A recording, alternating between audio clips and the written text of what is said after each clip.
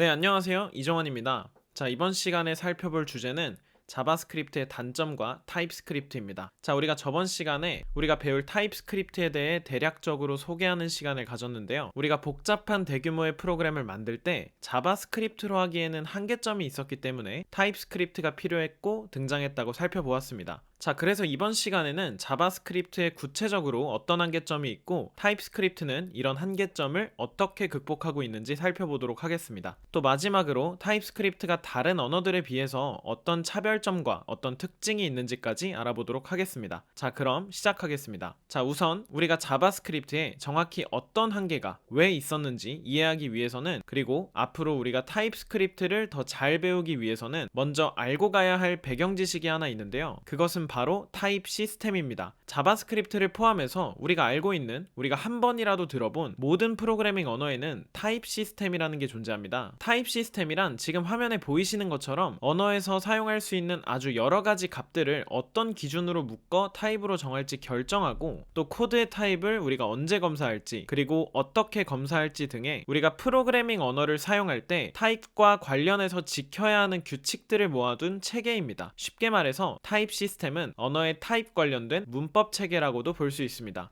이 타입 시스템은 크게 두 가지로 나눌 수 있는데요. 하나는 코드 실행 전에 모든 변수의 타입을 고정적으로 결정하는 정적 타입 시스템이 있고, 나머지 하나는 코드를 실행하기 전에 타입을 결정하지 않고 코드를 실행하고 나서 그때그때마다 유동적으로 변수의 타입을 결정하는 동적 타입 시스템이 있습니다. 쉽게 말해서 정적 타입 시스템은 엄격하고 고정적인 시스템이라 볼 수 있고요. 동적 타입 시스템은 반대로 자유롭고 유연한 시스템이라고 볼 수 있습니다. 보통 C 언어나 자바 같은 엄격한 문법을 가진 언어들은 당연히 엄격한 왼쪽의 정적 타입 시스템을 사용하고요. 파이썬이나 자바스크립트 같은 유연한 문법을 가진 언어들은 오른쪽의 동적 타입 시스템을 사용합니다. 자바스크립트가 사용하는 동적 타입 시스템은 변수의 타입들을 코드가 실행되는 도중에 결정하기 때문에 우리가 이렇게 코드에 미리 변수의 타입을 일일이 지정하지 않아도 된다는 그런 유연함을 장점으로 갖습니다. 그리고 변수의 타입이 어떤 하나의 타입으로 딱 고정되지 않고 현재 변수에 담긴 값에 따라서 계속해서 동적으로 달라집니다. 지금 코드를 보시면 변수 A는 첫 번째 라인에서 문자열 hello라는 값을 담기 때문에 문자열 타입, 그러니까 스트링 타입이 되고, 두 번째 라인에서는 숫자 값을 담기 때문에 숫자 타입, 그러니까 넘버 타입이 됩니다. 이런 특징은 하나의 변수에 다양한 타입의 값을 막 넣을 수가 있기 때문에 변수 하나로 돌려가면서 여기저기에 다 활용할 수 있다는 유연함을 장점으로 갖는데요. 반면에 큰 단점도 하나 있습니다. 지금 이 코드는 아까 살펴본 코드에서 가장 마지막 라인만 하나 추가한 코드예요. 마지막 라인에 보시면 변수 A의 to uppercase라는 문자열을 대문자로 바꿔주는 문자열 전용 메서드를 사용하고 있습니다. 이 코드를 실행하면 어떻게 될까요? 실행은 되지만 당연히 오류가 발생합니다. 그리고 프로그램이 비정상적으로 종료되죠. 그 이유는 to uppercase는 문자열에만 사용할 수 있는 메서드인데 지금 변수 A에는 숫자가 들어있잖아요. 그래서 이건 지금 말도 안 되는 동작을 하라고 코드를 작성한 거니까 당연히 오류가 발생하겠죠. 자, 그런데 여기서 우리가 중요하게 살펴봐야 될 부분은 이 코드가 오류가 발생하긴 하지만 실행이 되기는 된다는 겁니다. 실행이 안 되지는 않죠. 근데 사실 애초에 이렇게 오류가 발생할 코드였다면 실행 전에 검사를 거쳐서 실행하지 못하도록 막는 게 좋습니다. 왜 그럴까요? 지금은 이 코드가 되게 간단해서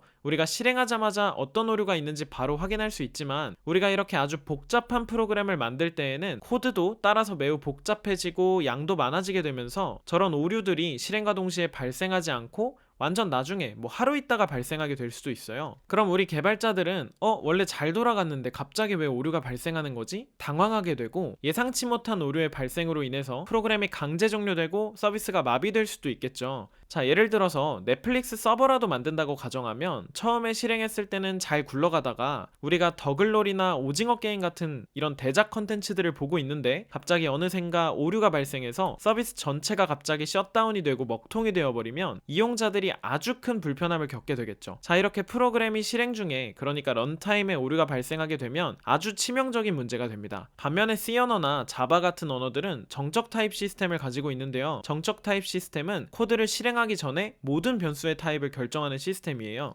그래서 자바스크립트와는 반대로 변수를 선언함과 동시에 타입도 함께 명시해 주어야 합니다. 애초에 문법이 그래요. 그래서 앞서 살펴본 것과 같은 동적 타입 시스템에서 발생하는 문제들은 이런 자바와 같은 정적 타입 시스템 언어에서는 잘 발생하지 않습니다. 예제를 하나 보면서 왜 그런지 한번 자세히 살펴볼게요. 지금 이 코드는 자바 코드인데요. 자바를 모르시는 분들이 계실 수 있기 때문에 천천히 코드를 한 줄씩 설명해보면, 우리 첫 번째 라인에서는 문자열 스트링 타입의 변수 a를 선언했고 hello라는 값을 저장하고요. 그러니까 문자열 타입의 변수를 만들고 문자열 값을 저장한 거고요. 두 번째 라인에서는 int, 자바에서는 int가 숫자 타입입니다. 그러니까 숫자 타입 변수 b를 선언하고 123이라는 숫자를 저장했습니다. 그 다음에 마지막으로 세 번째 라인에서는 숫자 타입 변수 c를 선언하고 값으로는 문자열 타입 값 a와 숫자 타입의 값 b를 곱한 이 값을 저장하라고 코드를 작성했는데, 바로 이렇게 작성하자마자 에디터 상에서 빨간 줄로 너 지금 타입 잘못 썼다 라고 알려줍니다. 문자열과 숫자를 곱하는 연산은 불가능한 연산이기 때문에 이렇게 코드 실행 전에 타입을 잘못 사용했다고 타입 오류를 보여주고 있습니다. 자, 이렇게 자바 같은 정적 타입 시스템을 사용하는 언어는 타입 관련된 오류가 있으면 이렇게 에디터 상에서 애초에 오류를 바로 알려주고, 우리가 코드를 실행하기 전에 타입을 잘못 쓰진 않았는지 검사까지 모두 마치고 실행되기 때문에 오류가 있다면 애초에 실행이 되지 않습니다. 그래서 이렇게 프로그래머가 의도치 않은 실수를 하더라도 우리가 미리 확인해 볼 수 있는 기회가 한 번은 주어진다는 거죠. 자, 그런데 이런 정적 타입 시스템이라고 모든 게 다 좋은 건 아니에요. 아까 말했듯이 정적 타입 시스템 언어들에서는 모든 변수에 일일이 타입을 다 정의해야 되기 때문에 일단은 매우 귀찮고 직접 작성해야 되는 코드의 양이 상당히 늘어납니다. 한번 생각해 보세요. 여러분이 그동안 작성해왔던 자바스크립트 코드에 이렇게 모든 변수에다가 다 타입을 일일이 다 지정해줘야 된다고 생각하면 생각만 해도 끔찍하지 않나요? 그럴 거면은 굳이 자바스크립트를 쓸 이유가 없을 것 같아요. 그래서 우리 타입스크립트는 좀 독특한 타입 시스템을 사용하는데요. 자바스크립트의 동적 타입 시스템과 자바의 정적 타입 시스템을 혼합한 것 같은 그런 독특한 타입 시스템을 사용합니다. 마치 정적인 타입 시스템처럼 변수의 타입을 코드 실행 전에 결정하고 타입 오류가 없는지 프로그램 실행 전에 코드를 검사합니다. 자, 그래서 이 타입스크립트 코드를 보면 변수 a를 넘버 타입으로 정의했기 때문에 a의 to uppercase 같은 문자열 메서드를 사용하려고 하면 오류를 띄워서 우리한테 알려줍니다. 실행이 안 되게 막는 거예요. 자, 그런데 타입스크립트는 이렇게 정적 타입 시스템처럼 안전하면서도 마치 동적인 타입 시스템처럼 모든 변수에 일일이 우리가 직접 타입을 명시하지 않아도 됩니다. 자, 이 코드도 타입스크립트 코드인데요. 이번에는 변수 a의 타입을 정의하지 않았습니다. 자, 근데 그럼에도 변수 a를 지금 숫자 타입으로 자동으로 인지해서 지금 코드에 오류가 있음을 빨간 줄로 알려주고 있습니다. 타입스크립트에서는 이렇게 변수의 타입을 우리가 직접 정의하지 않아도 변수에 담기는 초기 값을 기준으로 자동으로 알아서 타입을 추론합니다. 지금 보시면 변수 a에 숫자값 1로 초기화되고 있기 때문에 타입스크립트가 자동으로 a라는 변수는 넘버 타입이겠구나 라고 추론한 거예요. 마치 인공지능 같죠? 똑똑하죠? 자, 그래서 정적 타입 시스템이 갖는 안정성을 채택하면서도 일일이 모든 변수의 타입을 선언해야 했던 그런 불편함을 또 동시에 해결합니다. 결론적으로 타입스크립트의 이런 독특한 타입 시스템은 동적인 타입 시스템에 안전하지 않은 문제를 해결하면서도 정적인 타입 시스템의 귀찮음도 동시에 해결하는 아주 멋진 타입 시스템이라고 볼 수가 있습니다.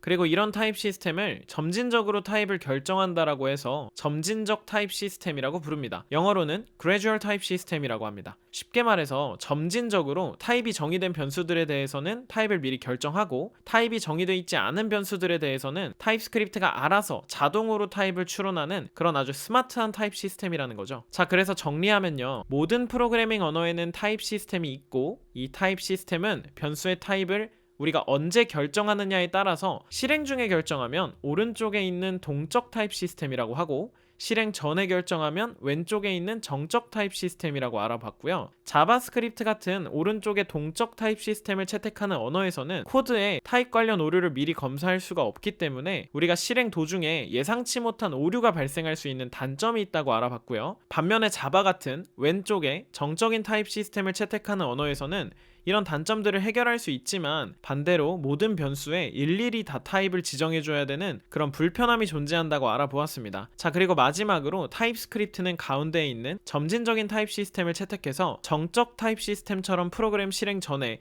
타입을 올바르게 썼는지 타입 검사를 해서 안정성을 확보하면서도 마치 동적 타입 시스템처럼 변수에 우리가 일일이 모두 다 타입을 지정해주지 않아도 되는 유연함까지 확보한 아주 독특한 타입 시스템을 갖추고 있는 언어라고 알아보았습니다. 자, 이렇게 해서 이번 시간에는 자바스크립트의 한계점과 이것을 아주 멋지게 해결하는 타입스크립트의 특징에 대해서 알아보았습니다. 감사합니다. 이정환이었습니다.